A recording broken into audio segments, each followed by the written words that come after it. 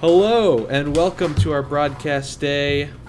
Today we are broadcasting the round 4 games for the Ultimate CPU League. As always, I am Matthias, calling the games, and with me today is a very special guest, manager of the Geek Squad, currently number 1 in the league, Mr. Ryan.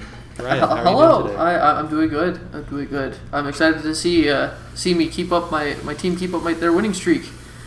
Yeah, I mean you've been doing great so far, halfway through the season, undefeated so far.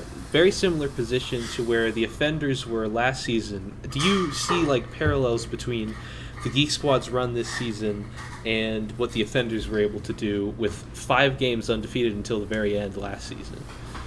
I am seeing some parallels. I am seeing the fact. Well, I mean, obviously we've won every single game, but as much as I'd love to keep them winning, I'm not trying not to get too cocky here. Right. Yeah, and our first match of the day is actually going to be hosted at the Geek Squad at Lylat in Hyrule. It's the Warblers visiting, and you can see the Warblers here. They've chosen Kazuya, Pikachu, and Mario. You've chosen Ridley, Peach, and Hero. Yes. Any thoughts on the Warblers' decision here, the 3 they picked versus the 3 that you were able to pick? Well, I mean, Kazuya is a very strong CPU, very strong player in this game. He's very powerful, can kill you at 40%. Pikachu, insane combo game. Mario with that forward aerial. But I think, especially on my team's home turf here, we've got especially the advantage with Smash Balls. Peach's final smash is pretty powerful in putting everybody to sleep. And the new addition for this season, the Beast Balls, how has that kind of affected your strategy coming home, to if at all? I think that has affected it in a huge way of throwing in just quite literally an extra curveball. Quite literally. Well, it's enough chit chat. Let's get into the game. Do you think your team's going to be able to pull it out here against the Warblers, who are itching for a win? I do have faith in this team. I've put my faith in them for a while, and it's finally paying off. It took a season, but they're making me proud. All right. Well, let's get right into the game here. Warblers at the Geek Squad. Let's get right into the action. All right, and it seems like we're going to be starting out on Lylat here. The stage morph is also random. There are certain games where the stage doesn't even morph before the game is over. I know, and that's the one thing I'm trying to go for the most here is taking out just pure luck into a lot of different factors. And it's worked well for you so far. Yeah, Lylat especially is one that can kill certain characters really early just because their recoveries don't grab onto the ledge. Yeah, absolutely. And we're seeing here, it seems like right now your guys do have a percent lead over, like, even Kazi is about to reach 100% here. Yeah. Fake Smash Ball, these often cause a lot of chaos. And there we go. That killed your entire team. Oh, dang. Yeah, Pikachu got caught in that mix too, but... And Kazuya there as well. So the fake Smash Ball is definitely can really turn games around.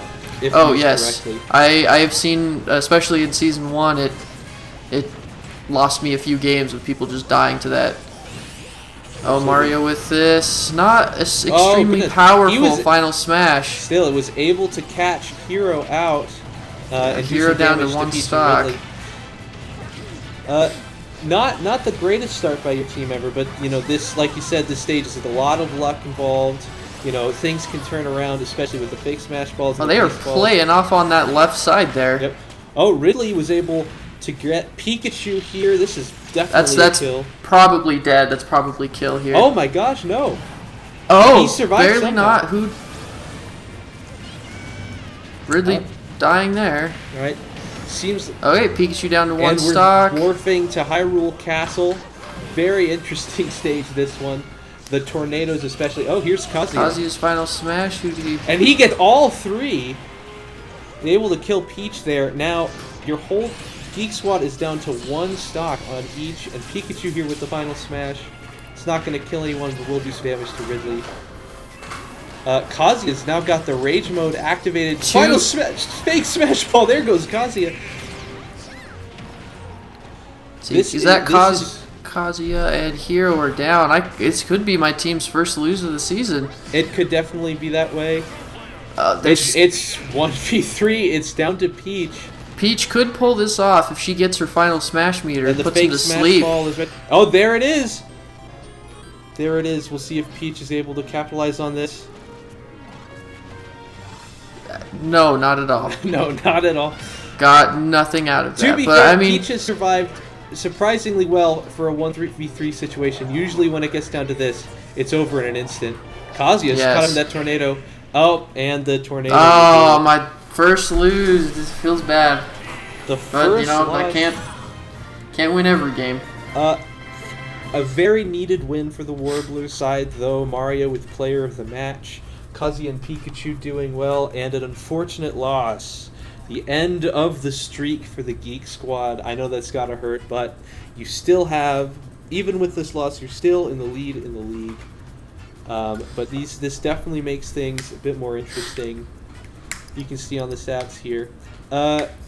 Ridley really underperforming. Not a single KO that match, despite a couple the close call with Pikachu. Any thoughts on maybe moving forward after seeing that performance? I mean, we're definitely gonna have to look into a few things, mainly looking into performance of a lot of different players. Ridley probably being one of them. We'll see if we continue forward with him. In the future. It was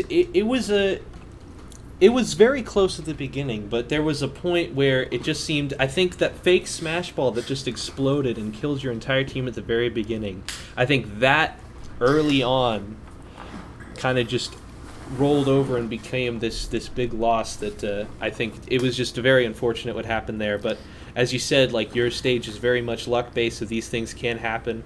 But, an unfortunate loss, and we are going to get to our next match here. We have the Offenders visiting the Mountain Men. The Offenders started off the season in a pretty bad spot, but a win over the Warblers at home, which was very needed, and now facing off against the Mountain Men at the Summit. Do you think that the Offenders have what it takes to make a comeback here? I really do think that they have what it takes. I mean, if last season is anything to show for it, I mean, heck, my team, they made a pretty decent comeback after about 3 or 4 losses and to just straight wins after that.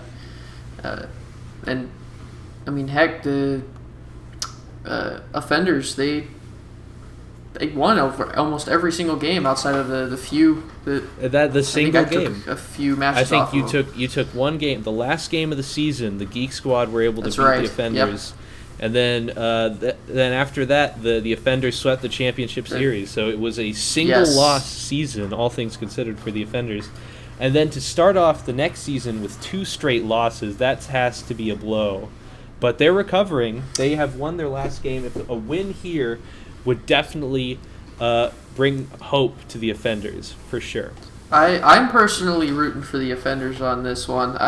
My team definitely wants to get revenge for that championship series. A rematch would be interesting. What a story would be if the Geek Squad were to rematch the Offenders and actually take it this time, not get swept. But the Offenders are a very difficult team. They have a lot of heavy hitters here, like Bowser, Sephiroth, a couple of breakout stars that didn't seem to be really anything special until we saw them in action the first season. Villager, especially Ness, who ended up winning the season MVP. Oh, yes. The Offender squad ended up very, very stacked in this season, and really the results in that first season definitely showed it. This season, not so much. We're seeing them kind of return to form here, but it's still only halfway through the season. It's still early to tell. Yep. Well, let's get into it. Let's see what happens. Yeah. Nothing. The Mountain Men, nobody cares about them. It's the Summit. It's the only. The Mountain Men just kind of suck. They don't suck. Here's the deal though. Right now, I don't care if the Mountain Men are bad. The Kazuya trade with the Warblers is the best thing that could is have ever true. happened in this You franchise. do have. I have not only first choice in the draft for the next 5 seasons, I have 2 first choice picks in the draft for the next 5 seasons, which is incredible. That's true. You do have. You may be losing now, but you're kind of playing the long game with this one. In 3 or 4 seasons, I think you're going to see back-to-back Mountain Men championship victories. That's all I'm saying. That's my prediction. I would not be surprised. I would not be surprised. I'm telling you now, like, don't sleep. You can sleep on them now, but you better start waking up soon. That's all I'm going to say. But no, you've got the Mountain Men they're going to be making a huge comeback for a bit here. But for now, well, let's see if they can withstand the onslaught of the offenders. At their home stadium, the Summit, they've brought in the Ice Climbers, Ike and Matthias, which two of these 3, honestly, not the best, but we'll see how it goes. Let's get right into the action.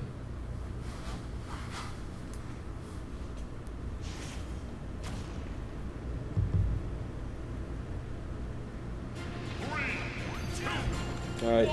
So Summit here, a pretty basic stage in terms of the rules. Smash balls are on, team attack is on, but besides that, nothing really too crazy happening here. But team attack is... Freaking Bowser making some weird movement across the stage for a minute there. You know, you'll see these CPUs. They sometimes have these flashes of brilliance, and sometimes they have this flashes like, what the hell are they doing? And the Ice Climbers, I think they just self-destructed there, so good start for them. But yeah, like I was saying, the team attack is a very important thing to consider, especially in this current 3 versus 3 format that they have, where it's very much like if you have a big body that's doing a lot of damage, if you get near your own teammates, you damage your own teammates, that's not something you really want to see. Yeah. And it looks like everything is almost tied up here with the offenders taking a bit of a percent lead, but stock's all even too for everybody. Yeah, absolutely. The Mountain Men are doing... Yeah, there goes and Ike, there goes... but the Mountain Men are holding their ground much better than I expected them to here. The Mountain Men, the second game of the season, actually, the Mountain Men got their first ever win against the offenders. I don't know if we'll see them do it again. The Mountain Men are already down to 1 stock a person, and they could pull this back. I've seen stranger things. This is true. The final smash is here. You don't see it very often. It's on low frequency, but when it shows up, it can turn the tides every now and then. We have seen it before, especially with the Ice Climbers. Their final smash covers the entire stage and kills everybody. Speak of the devil. Especially like this, Ike, if he gets a good hit on even just one, he pretty much guarantees death. Bowser got it, but he got knocked knocking it out. And Sephiroth takes the final smash here. Well, Matthias gets eliminated. Oh, and Sephiroth dies, losing that final smash. Villager pocketing Sephiroth's neutral B. That could lead to an interesting play. We'll see. It could lead to an interesting play if used right. And we'll see. It's down to just Ike for the for the Mountain Men.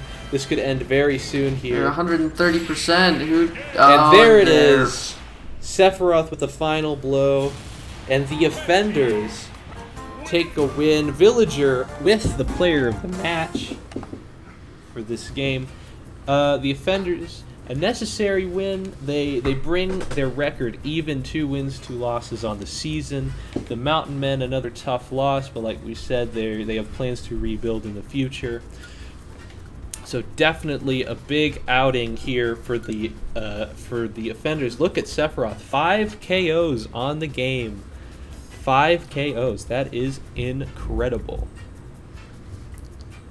Yeah, this definitely was a show for Sephiroth. He's not one to be messed with.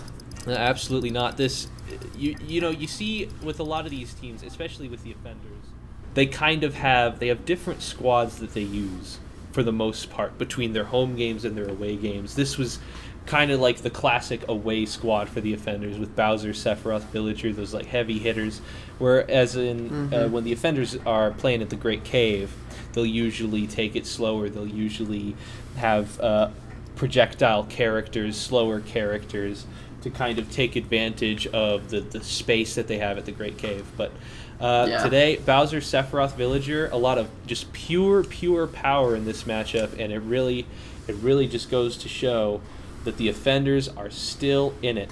They were never out of it.